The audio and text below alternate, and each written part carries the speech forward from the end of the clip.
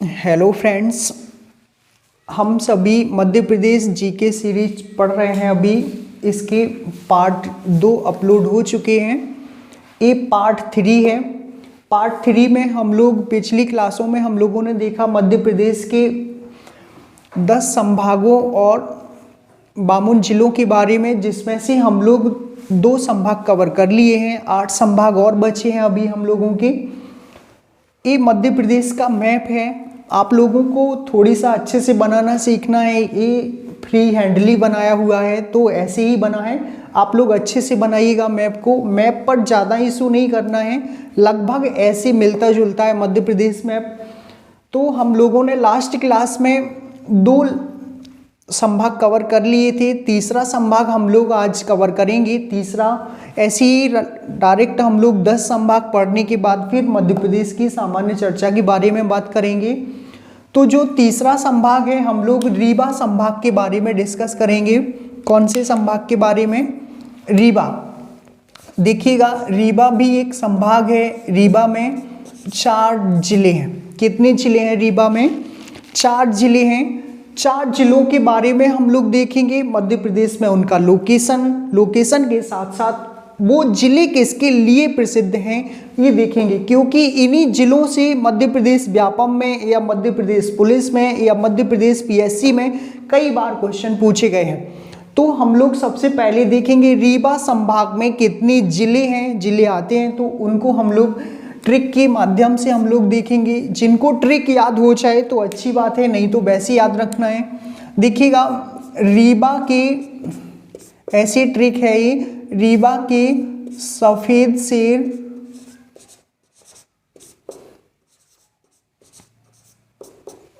RSS में शामिल हो गए। आरएसएस में शामिल हो गए। आप लोगों को ये ट्रिक है, इस पर नहीं जाना है। शामिल हो गए।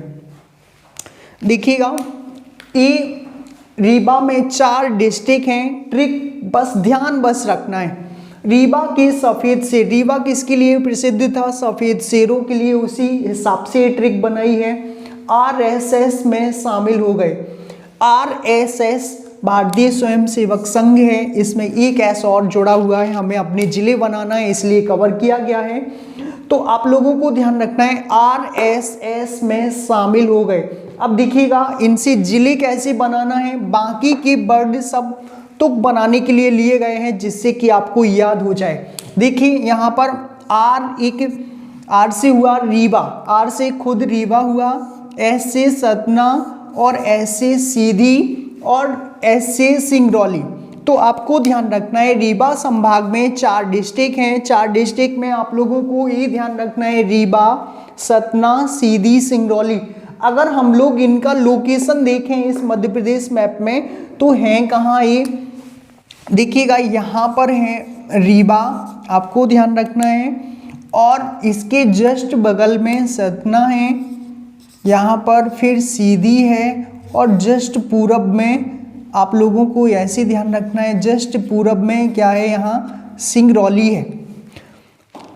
रीवा, सतना, सीधी, सिंगरौली पास में ही डिस्ट्रिक्ट हैं ये सारे। तो रीवा ध्यान रखिएगा, फिर सतना, फिर सीधी और फिर सिंगरौली। अब देखेंगे हम रीवा संभाग में ये जो 4 जिले हैं वो कैसे क्वेश्चन बनते हैं, किसके लिए प्रसिद्ध हैं। सबसे पहले हम लोग रीवा पर डिस्कस करें तो देखें, यहाँ पर रीवा जो जिला है, आपको नोट के साथ साथ लिखना है रीवा में क्या क्या है। सबसे पहला अवधेश प्रताप सिंह विश्वविद्यालय यहीं पर मौजूद है। अवधेश प्रताप सिंह विश्वविद्यालय ध्यान रखिएगा। दूसरा ध्यान रखना है, रीवा में सैनिक स्कूल भी है यहाँ पर। और रीवा से ध्यान रखिएगा, हमारे प्रदेश का सबसे बड़ा सोलर संयंत्र स्थापित हुआ है यहाँ पर। सोलर संयंत्र से ध्यान रखना है, ये 750 मेगावाट का है। अभी हमारे प्रधानमंत्री जी ने यहाँ का उद्घाटन किया था कुछ दिनों पहले। तो आपको ध्यान रखना है, रीवा में 750 मेगावाट का सोलर संयंत्र लगा हुआ है, जो देश का सबसे बड़ा संयंत्र है। जो देश का, मध्य प्रदेश का ही नहीं बल्कि पूरे देश का सबसे बड़ा सोलर संयंत्र। तो ध्यान रखना है जो सोलर संयंत्र है उससे आप लोगों को ये ध्यान रखना है कि ये एक ऐसा संयंत्र है जो दिल्ली मेट्रो सिटी को इलेक्ट्रिसिटी प्रोवाइड करवाता है।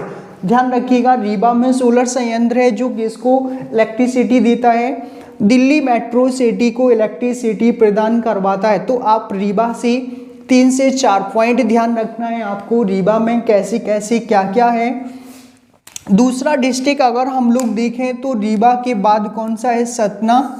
सतना से हम लोग देखेंगे, दिखेगा जो सतना डिस्ट्रिक्ट है तो सतना में सबसे ज़्यादा प्रसिद्धि का कारण है सीमेंट फैक्ट्री। मध्य प्रदेश में सीमेंट फैक्ट्रियां कहाँ पर मौजूद हैं, सबसे ज़्यादा आपको ध्यान रखना है सतना में मौजूद हैं। कहाँ पर मौजूद हैं, सतना। आपको सबसे ज़्यादा सीमेंट फैक्ट्री या सीमेंट उद्योग के लिए प्रसिद्ध सतना।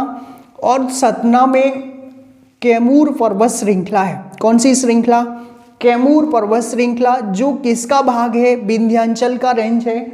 सतना में इसको विंध्याचल रेंज को कैमूर के नाम से जाना जाता है। किसके नाम से जाना जाता है, कैमूर के नाम से। आपको फोकस करना है जो कैमूर पर्वत श्रृंखला है, कैमूर से एक नदी का उद्गम होता है, टोंस नदी। कौन सी नदी है, टोंस, एक छोटी सी नदी है सतना के, ऐसे ध्यान रखिएगा टोंस है। कौन सी है, टोंस। तो सतना जिले से आपको 2-3 पॉइंट कवर करने हैं। जैसे सतना सीमेंट फैक्ट्री के लिए प्रसिद्ध है, सतना में कैमूर पर्वत श्रृंखला है जो किसका भाग है, विंध्याचल का भाग है। दूसरा ध्यान रखिएगा कैमूर पर्वत श्रृंखला से ही किसका उद्गम हो रहा है, टोंस नदी का। टोंस नदी कई बार एमपी व्यापम में पूछी गई है, मध्य प्रदेश पुलिस में भी कई बार पिछले जो पेपर्स हैं 2016 की या अन्य सारे प्रैक्टिस पेपरों में टोंस का उद्गम के बारे में पूछ लिया जाता है। दूसरा ध्यान रखिएगा सतना के कैमूर पर्वत श्रृंखला से ही, कैमूर पर्वत श्रृंखला पर ही माता मैहर का मंदिर है। किसका है, माता मैहर। ध्यान रखिएगा मैहर जो मंदिर है तो आप लोगों को ध्यान रखना है कहाँ पर है, सतना में ही है। सतना में कहाँ पर आपको फोकस करना है, सतना के मैहर, सतना के मैहर में स्थित है। तो फोकस कीजिएगा कि सतना से 3 से 4 पॉइंट आपको कवर करने हैं और 3 से 4 पॉइंट आप लोग शायद लिख भी पाएँ इनको, तो आप लोगों को लिख भी लेना है। अगर नहीं लिख पाते हैं तो यहाँ पर आप लोगों को मोबाइल नंबर पर मैसेज करना है, आपको पीडीएफ सभी को मिलेगा। जनरल जानकारी पढ़ रहे हैं हम लोग मध्य प्रदेश की, ये सीरीज कंटिन्यू चलती रहेगी, हम लोग पूरा मध्य प्रदेश इसके साथ साथ कवर करेंगे।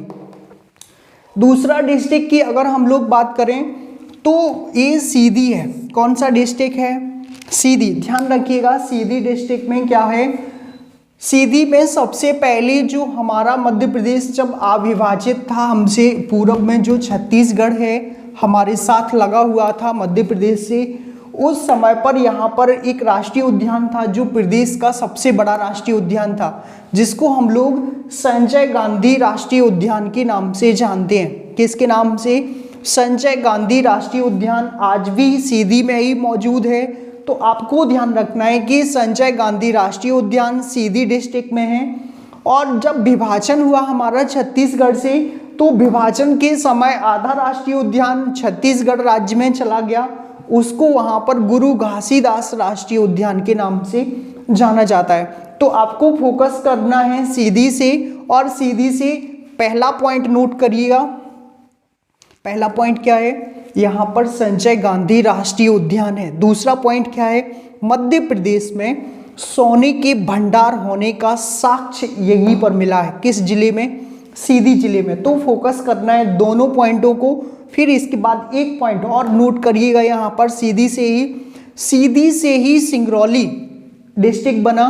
कब बना, अभी आप लोगों को बताया गया था जब मध्य प्रदेश के जिलों के बारे में हम लोग समझा रहे थे। तो आपको ध्यान रखना है सीधी से सिंगरौली 2008 में बनाया गया। कब बनाया गया, 2008 में सीधी से एक जिला बना सिंगरौली। तो आपको ध्यान रखना है ये 3 जिले और ये सिंगरौली भी रीवा संभाग के तहत आते हैं। लास्टवा जो डिस्ट्रिक्ट है वो सिंगरौली है। सिंगरौली से भी 2-3 पॉइंट कवर करेंगे हम लोग। देखिएगा सिंगरौली में क्या है, सबसे पहले फोकस करना है जो सिंगरौली है इसमें इसको पूरे प्रदेश की कैपिटल कहा जाता है। कौन सी कैपिटल? ऊर्जा कैपिटल। मध्य प्रदेश की ऊर्जा राजधानी किसको कहा जाता? सिंगरौली को। पहला पॉइंट ध्यान रखना है सिंगरौली से। आपको कई बार क्वेश्चन पूछ लिया गया है कि मध्य प्रदेश में ऊर्जा राजधानी कौन सी है, तो सिंगरौली है। कौन सी है? सिंगरौली है। दूसरा ध्यान रखिएगा, दूसरा पॉइंट यहीं से, ये जो सिंगरौली है इसका बाउंड्री किससे लगता है? छत्तीसगढ़ से लगता है। ध्यान रखिएगा, पूर्वी डिस्ट्रिक्ट है मध्य प्रदेश का, ध्यान रखना है। सीधी से सिंगरौली जो अलग हुआ तो मध्य प्रदेश की कैपिटल, मध्य प्रदेश की कैपिटल मतलब भोपाल से सबसे अधिक दूरी पर स्थित जिला भी कौन सा है? सिंगरौली है। तो आपको इस सिंगरौली से भी 2, 4, 5 पॉइंट कवर करने हैं। ये पूरे चारों डिस्ट्रिक्ट से, प्रत्येक डिस्ट्रिक्ट से 3, 3, 4, 4, 5, 5 पॉइंट पढ़ने हैं आप लोगों को सभी को। तो हमारा ये कौन सा संभाग हुआ? रीवा संभाग। आप लोगों को अच्छे से पढ़ना है रीवा संभाग के बारे में। इसके आगे हम लोग लेंगे कौन सा संभाग है? होशंगाबाद, जिसको हम लोग बोलते हैं नर्मदापुरम। किसके नाम से जानते हैं? नर्मदापुरम। आपको ध्यान रखिएगा यहाँ पर होशंगाबाद, इसी को बोलते हैं नर्मदापुरम। क्या बोलते हैं? इसमें नर्मदापुरम में 3 जिले हैं। कितने जिले हैं? 3 जिले हैं। ध्यान रखिएगा। रीवा संभाग को अभी अभी हम लोगों ने कवर किया। होशंगाबाद संभाग को भी कवर करेंगे। इसको हम लोग नर्मदा नदी के नाम पर नर्मदापुरम पड़ गया। तो इसमें भी 3 जिले हैं। इसको भी हम लोग ट्रिक के माध्यम से देखेंगे कौन कौन से जिले हैं। देखिएगा, ऐसे ध्यान रखना है। होशंगाबाद के बैलों ने हद कर दी।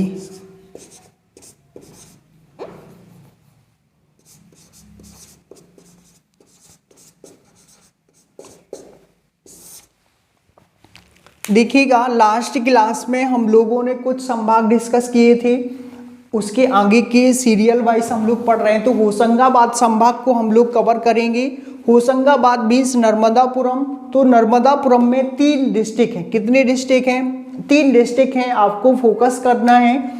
तो 3 डिस्ट्रिक्ट कौन कौन से हैं? अगर हम लोगों को याद है तो कोई दिक्कत नहीं, याद है तो कोई समस्या ही नहीं। सबसे अच्छा है कि हमें याद है। लेकिन अगर नहीं है, जिस किसी को भी याद, जो शुरू से पढ़ रहे हैं, जो बेसिक से हैं, और बेसिक से होने के साथ साथ आप लोगों को फोकस ही करना है कि हमारा बिल्कुल स्टार्टिंग से तैयारी कर रहे हैं, उनके लिए ये याद करने के लिए तरीका है, ट्रिक है। आप इस ट्रिक के माध्यम से भी इसको याद कर सकते। देखिएगा ट्रिक क्या है। होशंगाबाद के बैलों ने हद कर दी। क्या कर दी? हद कर दी। ध्यान रखिएगा। तो इससे 3 जिले बनना है। कितने जिले बनेंगे? 3 जिले बनेंगे। हम लोग अभी तीनों जिलों के बारे में देखेंगे। देखिएगा यहाँ पर पहला जिला होशंगाबाद, पहला ही है, ध्यान रखना है। दूसरा जिला बैतूल, कौन सा है? बैलों से बैतूल। तीसरा कौन सा है? तीसरा कौन सा है? हद से हरदा। हद से कौन सा है? हरदा। ध्यान रखिएगा। होशंगाबाद मीन्स नर्मदापुरम जो संभाग है उसमें 3 जिले हैं। कौन कौन से जिले? होशंगाबाद पहला खुद जिला, दूसरा बैतूल, ध्यान रखिएगा, और तीसरा हरदा। कौन सा है? हरदा। तो 3 जिले हैं। हम इनका देखिएगा, पूरे मध्य प्रदेश की जो सीरीज चल रही है इसमें हम लोग अभी जनरल जानकारी पढ़ रहे हैं। आप सभी को ध्यान रखना है। हम अभी मध्य प्रदेश के सामान्य ज्ञान पर भी चर्चा करेंगे। अभी हम ओवरऑल 52 जिलों का फंडामेंटल क्लियर कर रहे हैं। तो ध्यान रखना है। होशंगाबाद कहाँ है? मैप में देखेंगे। बैतूल कहाँ है? मैप में देखेंगे। हरदा कहाँ है? मैप में देखेंगे। फिर ये किसके लिए प्रसिद्ध हैं, इनके बारे में हम लोग देखेंगे। तो आपको देखना संभाग कवर हो रहे हैं, कौन से संभाग में कितने जिले, पहला पॉइंट। फिर वो जिले किसके लिए प्रसिद्ध, मैप में भी कहाँ है वो, तो ये हम लोग देखते हैं। देखो यहाँ पर होशंगाबाद यहाँ पर मौजूद है, आपको ध्यान रखना है। बैतूल यहाँ पर मौजूद है, आपको ध्यान रखना है। इसको छोटा सा बनाते हैं। और यहाँ पर है हरदा। कौन सा डिस्ट्रिक्ट है? हरदा। ये होशंगाबाद है, बैतूल है। बैतूल की बाउंड्री महाराष्ट्र से शेयर होती है, इनकी बाउंड्रियां शेयर नहीं होती है। नीचे ध्यान रखना है, इनकी बाउंड्रियां नहीं लगती है, इनकी बाउंड्री लगती है किससे? महाराष्ट्र बाउंड्री से दक्षिण में है हमारे मध्य प्रदेश के दक्षिण में महाराष्ट्र। तो आपको ध्यान रखना है 3 जिले हैं। कितने जिले हैं? 3 जिले। इनका ये लगभग लोकेशन है, आपको ध्यान रखना है। मैप के हिसाब से है, मैप भी उतना अच्छा नहीं है तो ध्यान रखिएगा।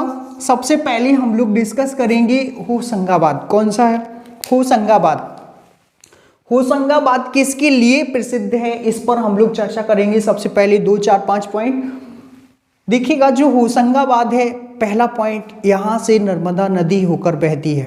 कौन सा पॉइंट? होशंगाबाद किस नदी के किनारे, ऐसा भी बोला जाए तो नर्मदा नदी के किनारे। किसके किनारे? नर्मदा नदी के किनारे।